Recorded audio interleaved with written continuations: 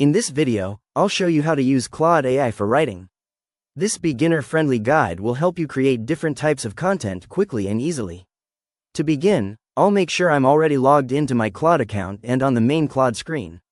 Next, I'll click inside the message box in the center of the screen, where Claude asks, "How can I help you today?" Now I'll type a prompt asking Claude to help with writing. For example, I might type, "Write a short blog post about healthy morning routines." After typing the prompt, I'll click the send button.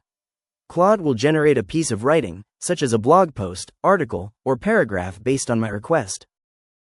If I want better results, I can include more details in my prompt, such as the topic, tone, or target audience. For example, I might type, "Write a blog post about healthy morning routines for busy professionals." Claude can also help with editing, rewriting, or improving existing text.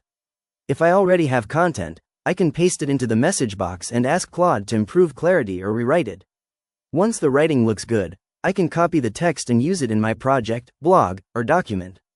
And that's it. I've successfully used Claude AI for writing. If you found this tutorial helpful, please consider liking the video and subscribing for more quick AI tutorials and guides.